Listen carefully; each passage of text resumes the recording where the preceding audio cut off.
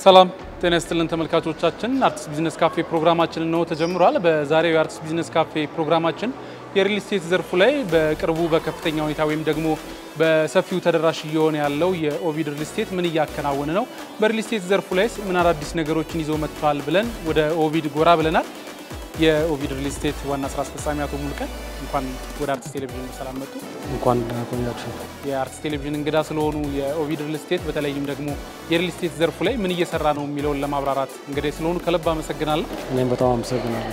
እስኪ በቀዳሚነት እናድርገውና በተለይም የሪል ስቴት ዘርፉን ስናነሳ ከቅርብ ጊዜ ወዲህ የኦቪድን ስም በተደጋጋሚ እየሰማ ነውና ኦቪድ የሪል ስቴት ዘርፉ ላይ ምን እያከናወነ ነው የሚለውን በማንሳት እንጀምር።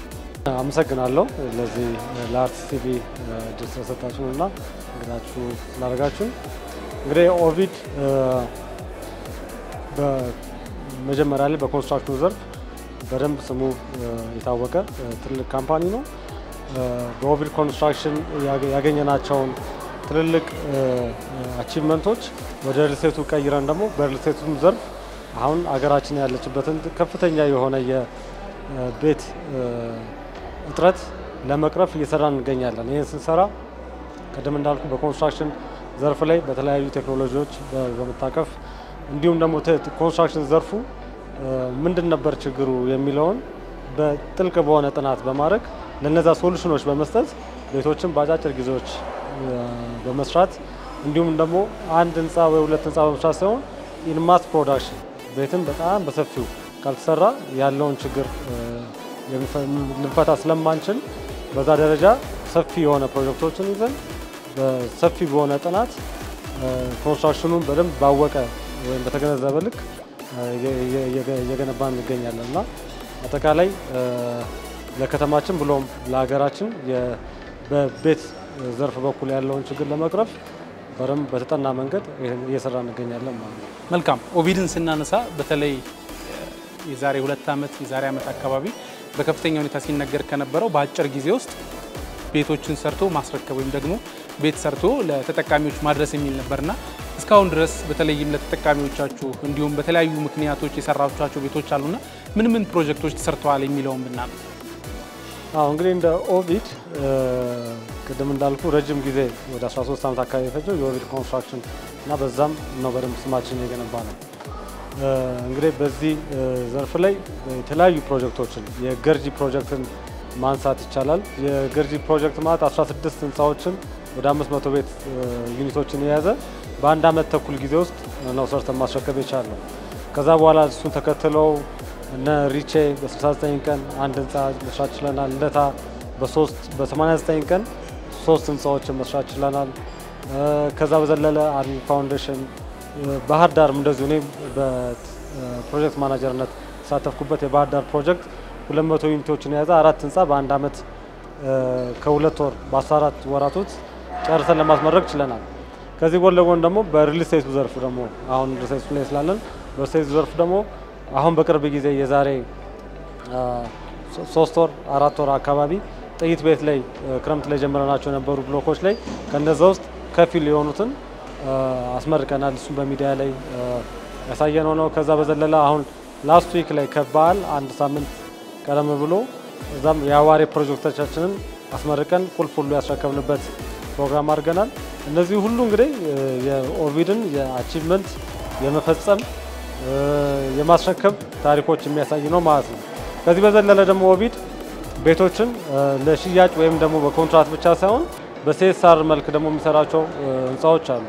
ይህ የድርጅታችን ባለቤት ዋና ስራ አስፈጻሚ የሆኑት አቶ ዮናስ ታደረም ከክቡር ጠቅላይ ሚኒስትራችን ከፍተኛ የሆነ የሲቪል ሽልማት የተጎናጸፉበት የሲኤስአር ፕሮጀክቶቻችንም አሉ። ወደ 700 ፕላስ ቤቶችን በ5 ወራት ጊዜ ውስጥ ሰርተን ያስረከብንበት ማለት ነው።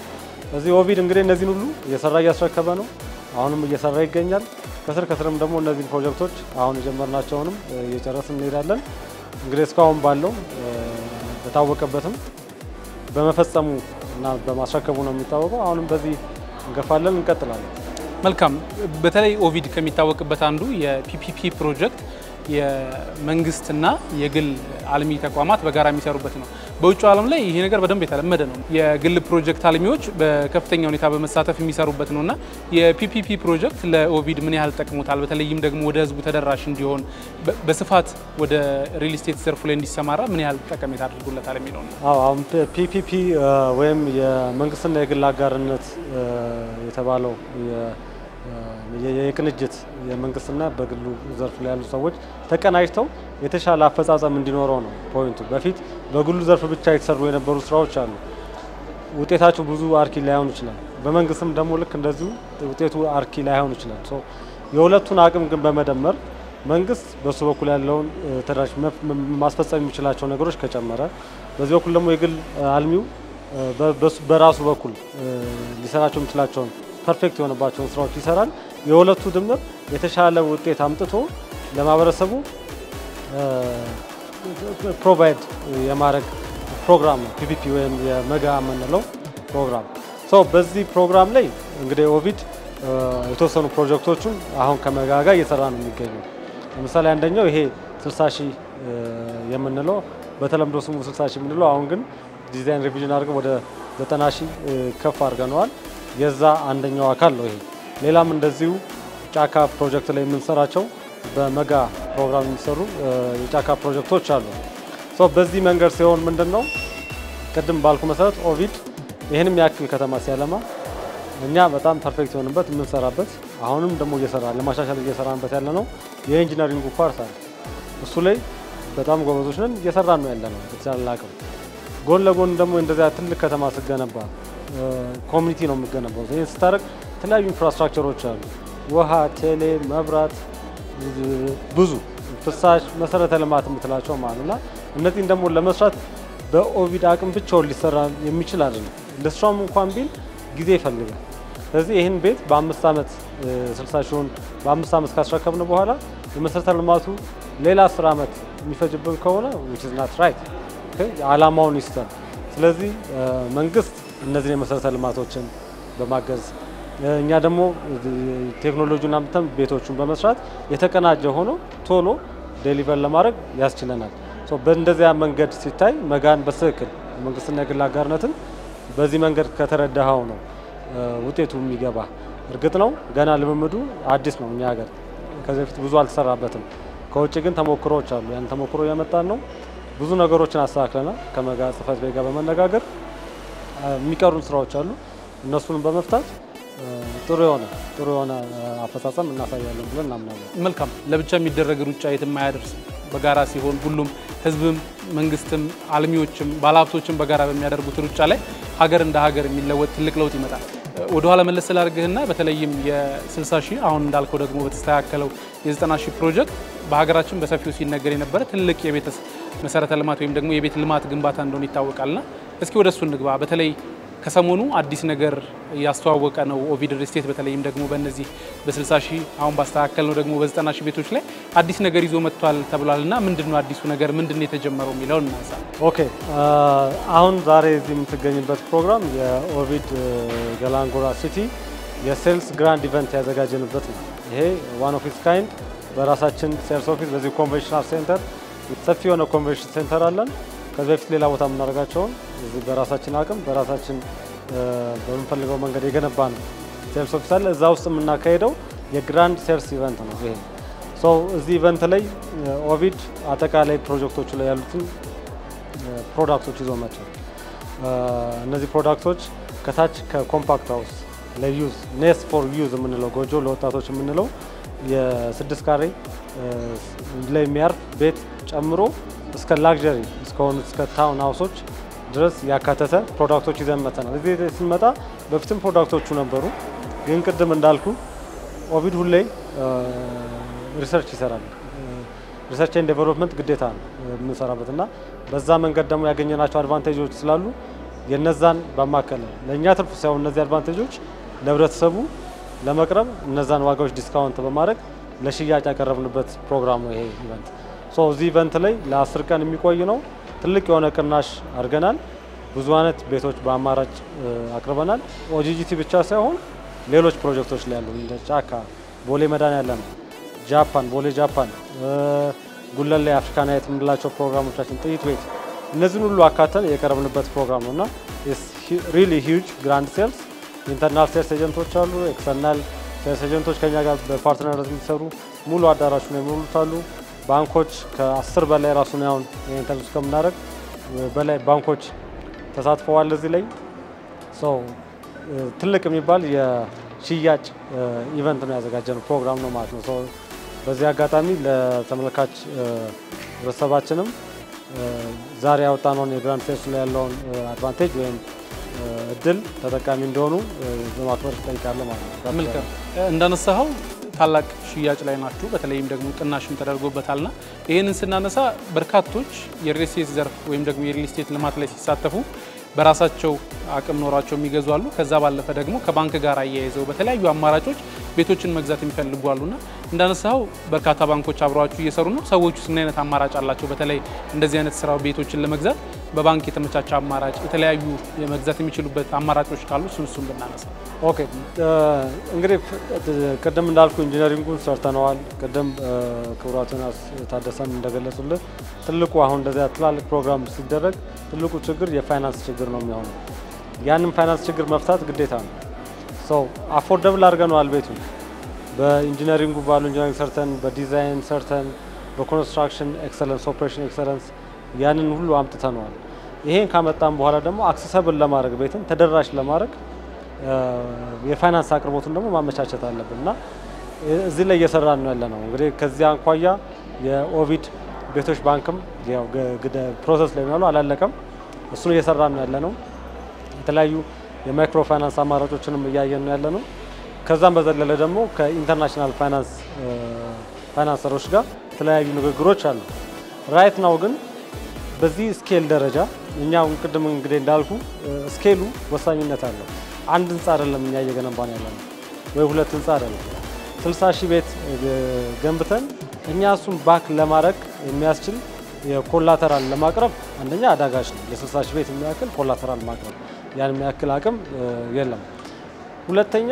እናርግም ብንል ደግሞ የተለያዩ የባንክ አሰራር ሂደቶች ያንን የሚገድቡበት መንገድ አለ እኛ ሜጀር ላይ አሁን ባንኮች እዚህ ያሉት ጉዳዩን የግራንድ ሴልሱን ከማሳለጥ አኳያ ነው አሁን እዚህ ላይ ያለው ከሞርጌጅ ጋር በተያያዘ ግን ያለውን አሁን እየሰራን ያለነው በተሻለ አቅም ባየሮች ገዦቹ ሞርጌጅ ራሳቸው አመቻችተው እንዲመጡ ያ ከሆነ አብረን እንደምንሰራ ነው አሁን ራይት ነው ግን በዚህ በሞርጌጅ ራሳችን ባካርገን ፕሮቫይድ ማድረግ አልጀመረም መልካም ይሄንን ካነሳን እንዳነሳው 60,000 ቤት ቀላል አይደለም የሚይዘው ቦታ የሚይዘው ስፋት በካሬ ስናነሳው እጅግ በጣም ትልቅ ቦታ ነው የሚይዘውና ከዚህ አንፃር በአካባቢው የሚነሱ ሰዎች ይኖራሉ ከዚህ ቦታ ተነስተው ወደ ሌላ ቦታ ሊሄዱ ነው ወይስ ኦቪድ ሪል ስቴት ምንድን ያመቻቸው ምክንያቱም አንዱን አፈናቅሎ አንዱን ቤት መስራት የሚባለው ነገር በስፋት ሲነሳ የነበረ ነገር ነው በተለይ ሪል ስቴት ላይ ትልቅ ቅሬታ ሲቀርብ የነበረው እነሱ በመጡበት ቦታ ላይ ያለው ነዋሪ እየተነሳ ይሰደዳል ይባላልና እዚህ ላይ ያለው ሂደት ምን ይመስላል ኦቪድ ምን እያሰራ ነው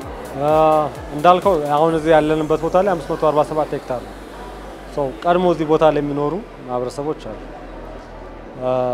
አሁን መንግስት ለነሱ ልዩ ትኩረት አድርጎ እየሰራ ነው ያለው በሌሎች ፕሮጀክቶች ላይም እንደተረዳ ነው እኛ ጋርም ካለው ኢንተራክሽን ማለት ነው እነዚህ ፕሮጀክቶች አሁን እነዚህ ነዋሪዎች አስነስቶ ሌላ ቦታ መውሰድ ሳይሆን እዚሁ ከተማ ላይ የቤት ባለቤት የሚሆኑበትን የእርሻ ባለቤት የሚሆኑበትን መንገድ እያመቻቸን ነው ያለነው በዚህ ማኳያ ምን አድርጋችኋል ካልከን አሁን እዚህ ታውን 6 ላይ የምንገነባቸው 9 ባለ G+16 ህንጻዎች አሉ 3 ኦልሞስት አልቀዋል አሁን ዲስ ዊክ ላይ የመጨረሻ ወላቸውን ሞልተው ይጨርሳሉ ሰከንድ 3 ብሎኮች እንጀምራለን ራይት አዌይ በዛ መንገድ እዚህ ላይ ያሉ አባወራዎችን እዛ ውስጥ የመክተት ስራ እየሰራን ነው ያለነው ፕሪ ሴትልመንት ሪሴትልመንት የሚባለው ዜሮ ሪሴትልመንት የሚባለው ሁኔታ እያመቻቸን ነው ያለነው ማለት ዜሮ ተፈናቃይ የሚል ማንም የሚነሳ የለም ከዛ በዘለለ ግን እነዚህ በፊት የሚተዳደሩበት የነበረው በእርሻ ነበር እዚህ ቦታ ላይ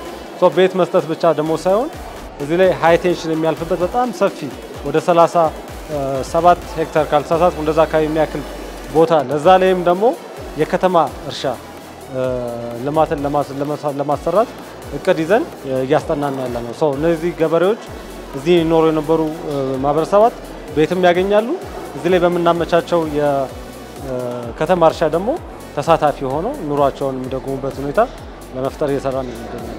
እንዳነሳልኝ ከ500 በላይ አባወራ በጣም ሰፊ ነው። አካባቢውም የእርሻ ቦታ ነው እንዳነሳልኝና ምናልባት ግልጽ ለማድረግ ያህል ቅሬታ አልቀረበባችሁም? ከዚህ ተነስተን ቤት ሲሰጠን የምንተዳደርበት እርሻ እንዳነሳልኝ የተለያዩ አማራጮችን እየሞከራችሁ ነው፣ ግን በቅሬታ ደረጃስ አንፈልግም የሚል ቅሬታ የቀረበበት የለም? ያንስ በምን አይነት መንገድ አለፋችሁ? አዎ እንግዲህ ይሄ ነገር አሁን ፕሮጀክቱ መጀመሪያ ላውንች ከመደረጉ በፊት ሰፊ የሆነ ውይይቶች ተደርገዋል ከማህበረሰቡ ጋር። የወረዳውም አስተዳዳሪዎች በከተማ አስተዳደሩም በኩል ያሉ የሚመለከታቸው አካላት መጥተው በደንብ ከነዋሪዎቹ ጋር ውይይት ተደርጓል። በዛ ውይይት ሰዎቹ መረዳት አላቸው፣ መረዳት መግባባት ላይ ደርሰዋል። ከዛም በዘለል ደግሞ ኦቪዲያው ቶሎ ኮንስትራክት በማድረጉ የሚታወቅበት ሁኔታ ስላለ እነሱን ኮንስትራክሽኖች እያከናወነ ሲያዩ እውነትም እምነቱ ኖሯቸው በዛ ተጽናንተው እየጠበቁ ነው ያሉት።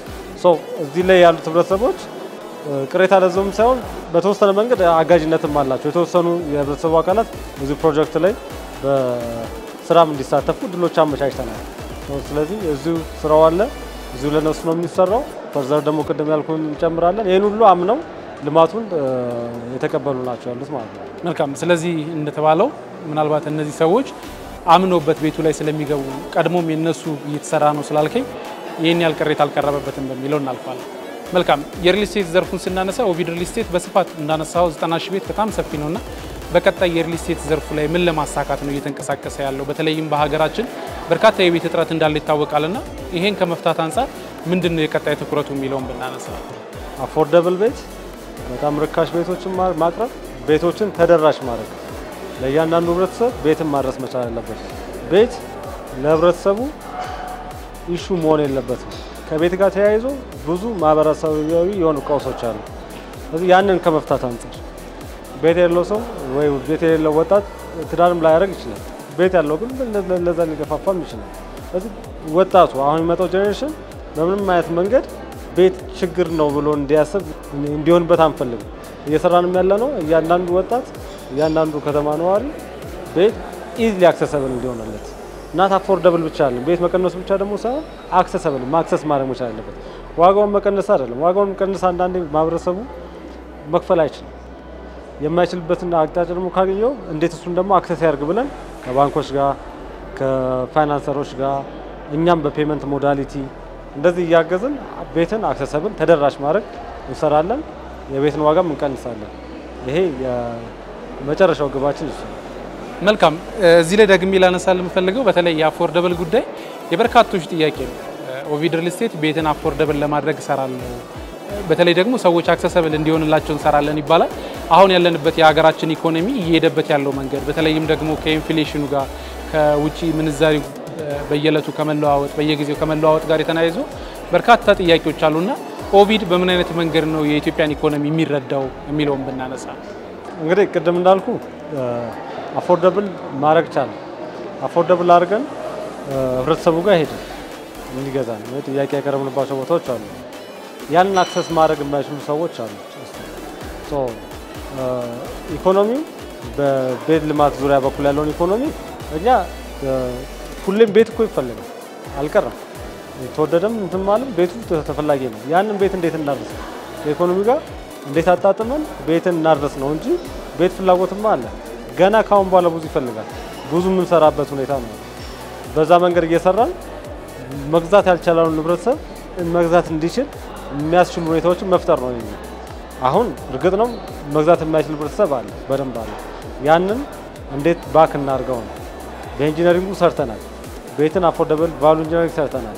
ዲዛይናቸውን ቀያይረናል። ኮምፓክት ዲዛይኖችን በመፍጠር ፎልደብል አልጋዎች፣ ፎልደብል ሶፋዎች፣ ኪችንም ቤድሩምም ማታ ቤድሩም ቀን ሳሎን የሚሆኑ ሁኔታዎችን እያደረግን ዲዛይኖችን ሰራናቸው። በቴክኖሎጂም በኮንስትራክሽን ቴክኖሎጂም ኦፕሬሽናል ኤክሰለንሱን አመጣን። እነዚህ ሁሉ አፎርደብል አድርገውታል። አክሰሰብል ለማድረግም ፋይናንስ ይፈልጋል። ያንን ፋይናንስ ብቻችንን ቅድም እንደተባሉ ብቻችንን የምንሰራው አይደለም። ባንኮች ሊያግዙን ይገባል። የዚህ ሁኔታውን በትክክል ቤትን ስንፈታ ብዙ ነገር እንደሚፈታ አውቀው ከባንኮች እገዛ እንፈልጋለን። ከመንግስት የሚያግዘን ነገር ይኖራል። እኛም በራሳችን የምንወጥበት ሁኔታ አለ። እንደዚህ አድርገን አክሰሰብል በማድረግ እንፈታዋለን ነው። ኢኮኖሚው አሁን እንዳልኩ በተወሰነ መንገድ ፋይናንስ ይፈልጋል። ያንን ፋይናንስ እንዴት እንብላ ነው። ውጪ ያሉ ዲያስፖራ ደመኞቻችን የህብረተሰባችን ክፍል ማለት አሁን በኢንፍሌሽኑ በዶላር ኤክስቼንጅ ሬቱ ምክንያት they are more capable to buy በፊት ከነበሩበት በዶላር መግዛት የሚችሉ ከሆነ አሁን ተቻለ አቅም ቀንሶላቸዋል። በፊት ከሚያወጡት ሜቢ በ50 or በ60% ምናምን በ40% ዝቅ ብሎ መግዛት ችለዋል። ይሄን እድል ተጠቀሙበት። ይሄንን ስታደርጉ ቤት ማግኘት ትችላላችሁ። ሀገራችሁ መታችሁ የምታርፉበት ቤት ይኖራል። አቅሙም አለ።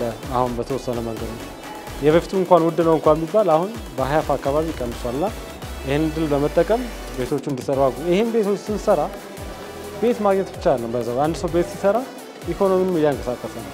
ቤት ሲሰራ ሌላ ሰው ቤቱን የሚሰራው አካል አለ። ወጣቶች ቤት ይሰራሉ። መሐንዲሶች ተመርቆ የጨረሱ የኛ ጋር ተቀጣሪ ነው የሚሆኑት። የቀን ሰራተኛው ስራ እድል ይፈጠርለታል። የወገር ቦታ ሲፈጠር ዲማንድ ብቻ ማድረግ አይደለም። አንተ የወገር ሲፈጠር በዚህ በኩል ተያይዘው የምከፍታቸው ነገሮች አሉ። ኢኮኖሚውን በዚህ ታንቀሳቀሳለህ። ይሄ 60 ሺህ ቤት ሲሰራ እኮ ሚኒመም እስከ 200 ሺህ የቀን ሰራተኛ ነው እንፈልጋለን። ይሄ ማለት ትልቅ የሰው ኃይል ወደ ስራ አስገባ ማለት ነው። እንደዛ ሲደረግ እያንዳንዱ ሰው ቤት ሲገዛ በርካሽ ነው የሚገዛው። በዛም ልክ ደግሞ ኢኮኖሚውን እያንቀሳቀሰ ነው።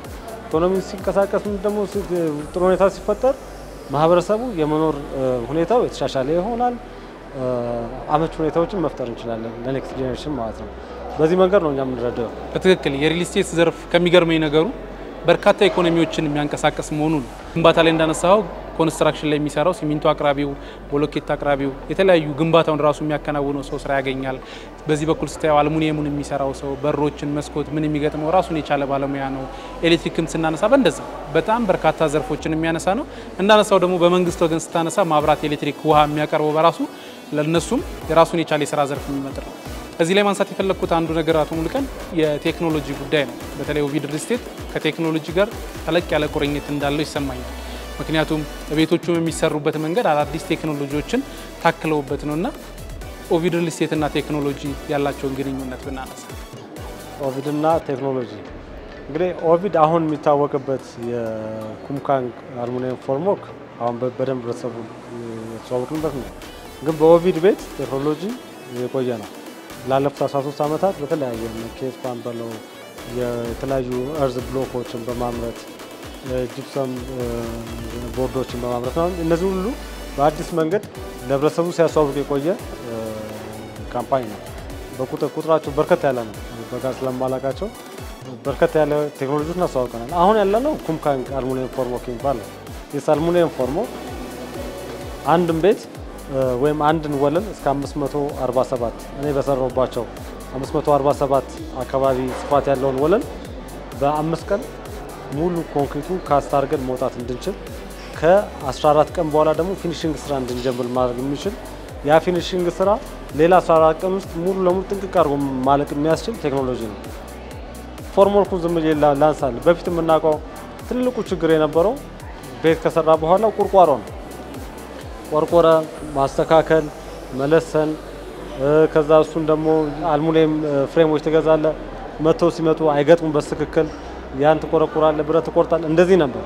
አሁን የቴክኖሎጂ እንደዛ ያለ ፐርፌክት የሆኑ ኤጆች የምታገኝበት፣ ፐርፌክት የሆኑ ዎሎች የምታገኝበት ፊኒሺንግ ማቴሪያል ምናልባት ኮንቴምፖራሪ የሆነ ላይፍ ስታይል ኮንቴምፖራሪ የሆነ ዲዛይን ለሚፈልግ ሰው ጀስት ኖርማል ቨርኒሽ አድርጎ መኖር የሚችልባቸው ዎሎችን ነው አልሙኒየሙ ሲፈታ የምታገኘው። ፔንት ደግሞ ላርጎ ካልክ ኢዝሊ ፔንተብል መሆን ይችላል። ጂፕሰም ላርጎ ካልክ የተለያዩ ዲኮሬሽን ኢዝሊ ማድረግ ይችላል። ይሄ ማለት ምን ማለት ነው? የሲሚንቶ ዌስቴጅ አሁን የተቸገርንበት ሲሚንቶ የለም፣ እጥረት አለ። ያ እጥረት ባለበት ደግሞ ዌስቴጆችን እናደርግ ነበረ። እነዛን ዌስቴጆች ማጥፋት ችለናል ማለት ነው። በዚህ ቴክኖሎጂ እንግዲህ እነዚህ ቤቶች በአጭር ጊዜ መስራት ተችሏል። ኦቪድ አሁን በእነዚህም አይቆምም። ኦቪድ ይቀጥላል። የተለያዩ ፎርምወርክ እና ዲዛይን እንትኖችን እያየ ነው። የተለያዩ ሪሰርቾችን ይሰራል።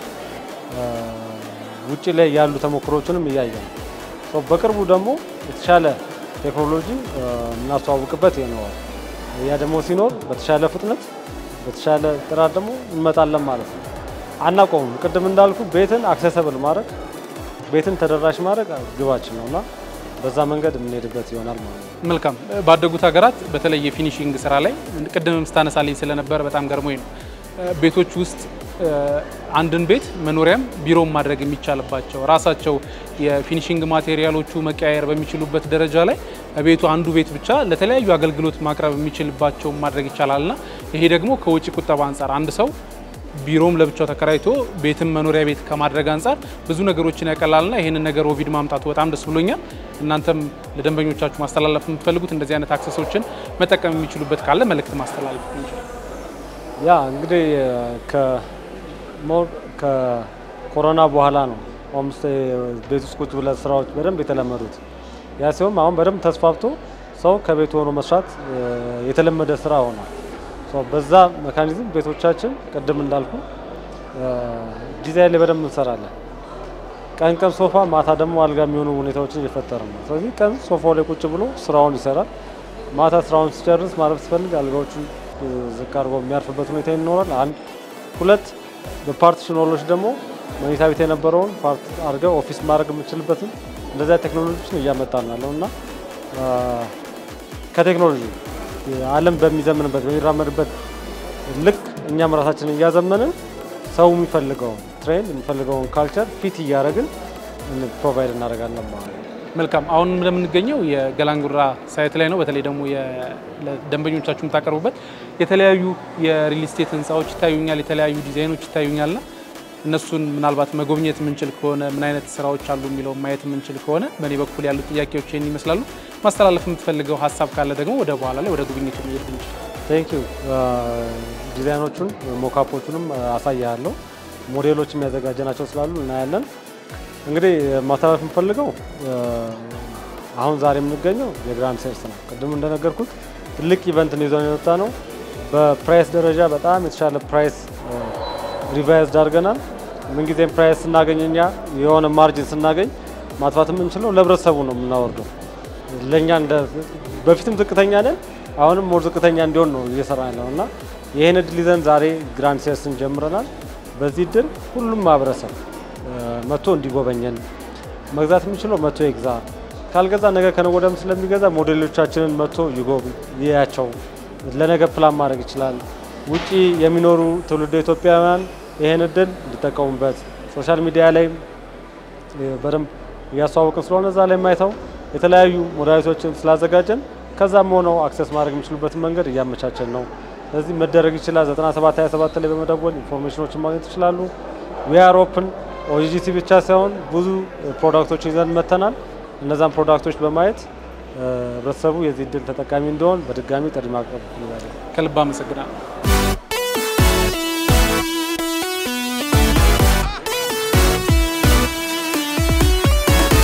አሁን የምንገኘው ይሄ አሁን የምታየው ሞዴል የኦጂጂሲ ላይ ከ60 ሺህ ቤቶች ውስጥ የመጀመሪያው ታውን ዋን የምንለው ሞዴል ነው የምትመለከተው። እዚህ ላይ በርካታ የሆኑ ስታንዳርድ ህንፃዎች አሉ። ስታንዳርድ ህንፃዎች የምንላቸው እነዚህ ናቸው። እነዚህ ስታንዳርድ G+12 የሆኑ ባለ 1 ባለ 2 እና ባለ 3 የያዙ ህንፃዎች ናቸው። እዚህ ላይ እንደምትመለከተው ከስራቸው ኮሜርሻል ስፔሶች አሏቸው። አንዳንድ ህንፃ አሁን ምንድነው መገንዘብ ያለብን እንደዚህ አይነት ስኬል ሲሰራ ኮሚቴ ነው የሚገነባው። ኮሚቴ ሲገነባ ከስር ኮሜርሻል ስፔሶች የሚያስፈልጋል። ሽንኩርት የሚገዛበት፣ ስኳር የሚገዛበት፣ ፀጉር ቤት፣ ፕሌግራውንድ ምናምን የሚይዙ እንትኖች ይፈልጋሉ። አሚኒቲዎች ይፈልጋሉ የሚከናወኑባቸው ቦታዎች ሶ እንደዚህ ስናደርግ ህንፃ አንዳንዶቹ ህንፃቸው ሙሉ ይሆናል፣ አንዳንዶቹ ደግሞ ኮሜርሻል ስፔሶቹ እንደዚህ የያዙ ይሆናሉ ማለት ነው። እነዚህ ኦፕን የምታያቸው ፕሌግራውንዶች ደግሞ ህፃናት ኦፕን አውትዶር ወጥተው የሚጫወቱባቸው ቦታዎች ይኖራሉ። እንደዚያ ኮሚቴ ደግሞ ሲገነባ በራሱ ሆስፒታል፣ ትምህርት ቤቶች የዩኤን ስታንዳርድ በማከለ መንገድ ማለት ነው። ትምህርት ቤቶች፣ ሆስፒታል፣ ስቴዲየሞችን ሁሉ ያካተተ ኮሚኒቲን ሰርቭ የሚያደርጉ ኢንፍራስትራክቸሮችን የያዘ ነው። ስለዚህ እዚህ ውስጥ ይገነባሉ ማለት ነው የተለያዩ ሆስፒታሎች የተለያዩ ኤግዛክትሊ እነዚህ ሆስፒታሎች፣ ትምህርት ቤቶች ናቸው። እዚህ ጋር እንደዚሁ የትምህርት ቤትና ሆስፒታል ቦታዎች አሉ። በእንደዚያ መንገድ እንሄዳለን። እዚህ ላይ የምታያቸው 8ቱ ህንፃዎች የኮሜርሻል ቢልዲንጎች ናቸው። እነዚህ ኮሜርሻል ህንፃዎች ትላልቅ ቢዝነስ ኦን የሚያደርጉ ሰዎች ሙሉ ቢልዲንጉን ለምሳሌ ገዝተው ሙሉ የራሳቸውን ቢሮ ሴት ማድረግ ይችላሉ። ይሄ ዋናው መንገድ የምታየው ከቡልቡላ አሁን ወደ ሸገር የሚሄደው ዋናው መንገድ ላይ የተሰራ ዘመናዊ በጣም ሰፊ መንገድ ነው ዘመናዊ መንገድ ነው መንገዱም በጣም ምቹ ነው ለአስፋልትም እጅግ በጣም ቅርብ ነው ማለት ነው ኤግዛክትሊ ከአስፋልቱ ቀጥሎ ቢዝነስ ዲስትሪክቱ አለ ከቢዝነስ ዲስትሪክቱ ቀጥሎ ነዋሪዎቹ ኮሚኒቲው ዝለ ይኖራል ማለት ነው በለዚያ መንገድ እየሄድን ነው ከቢልዲንግ ማለት ባዶ ቦታዎች ይታዩኛል የምናየውና ቅድም ላልናቸው ለህንጻው ባለቤቶች የሚጠቀሙባቸው ቦታዎች ናቸው ማለት ነው ኤግዛክትሊ እነዚህ ማለት ቅድም እንዳልኩ ፓርክ ይፈልጋል አሁን እንደዚያ ቦታ ላይ ስትኖር ለምሳሌ አንዱን ካየው 10 ወይ 8 ይዛል 60 ባወራ 60 እንኳን ቢያንስ ሁለት ልጆች ቢኖራቸው እነዚህ 120 ልጆች ወጥተው የሚጫወቱበት ቦታ ይፈልጋል ስዊንግ ፑል ይኖራል ግሪነሪ ቦታዎች አሉ ህፃናት መጫወት አለባቸው መተንፈስ አለባቸው በእንደዚያ መንገድ ፕሮቫይድ የምናደርጋቸው እንትን አለ ስታንዳርድ ነው ደግሞ ዝም ብለህ ህንጻዎችን ጥቅጥቅ አድርገህ ጃንግል አለ መሰለ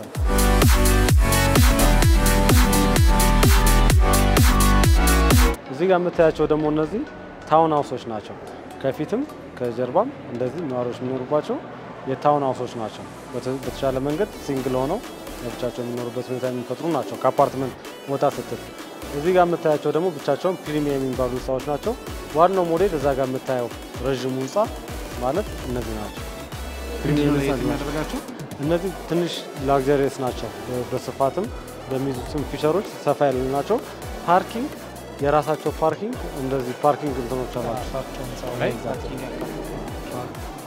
አሏቸው ከስሩ ኮመርሻል ሞሎችን የሚያካትቱ ዘመናዊ ህንጻዎች ናቸው እነዚህ እዚህ ጋር ደግሞ መለስ ብሎ ደግሞ በዴሉክስ ደግሞ እንዛቸዋል ዴሉክስ ማለት ከትልቁ እዛ ጋር አጠር ብሎ መጣው ማለት ከነዚህ ትንሽ ሰፋ ያሉ ትንሽ ፊቸሮች አሏቸው ከነዚህ ደግሞ እንትናቸው ዝቅ ያሉ ማለት ተመጣጣኝ ዋጋ ያልናቸው እነዚህ ጋር እናገኛቸዋለን ሻል ያለ ቤት ፈልጋለሁ ሻል ባለ ዋጋ ደግሞ አፓርትመንት አልፈልግም የሚል የሄልዝ ኮንዲሽን ያለበት ግራውንድ ይፈልግ ሰው ደግሞ እነዚህ አፓርታማ ነው ቪላዎችን መውሰድ ይችላል ማለት ነው ትልቅ መንደር ሁሉንም ያካትት ተመጣጣኝ ዋጋ ብንለው ሌግዠሪ የምንለው ደግሞ ለብቻዬ ነው የምፈልገው ከአፓርታማ ወጣ ብዬ በራሴ የቻለ ቤት የምፈልገው የሚልም ካለ ደግሞ ይሄን ይመስላል ማለት ነው እስኪ ሙሉን እንግዲህ አሁን አንድ አይነት ማብረሰብ አልምታቀ ማብረሰብ በራሱ ክልክል የሁሉንም ሁኔታዎች ያማከለ ነው እኛ የምንገነባው ሞር ፎከስ የምናደርገው ከቢልዲንጎቹም ካያቸው አብዛኞቹ ለሚድል ክላስ እና ለሎወር ክላስ ያሉ ቤቶች ናቸው አብዛኞቹ አሉ እዚሁ ጋር ደግሞ ተመጣጣኝ ደግሞ አብሮ ቪላዎቹ ሁሉም ደግሞ ያማከለ እናካትታለን ቫራይቲ ሲኖረው የበለጠ ውበት ይኖራል የተለያየ አማራጭ ከተማ እንደዛ ከተማም ሲሆን ከተማ ያለ አንዳችን ሀብታምን አንዳችን መለስ ብለን ስንኖር የተሻለ ነው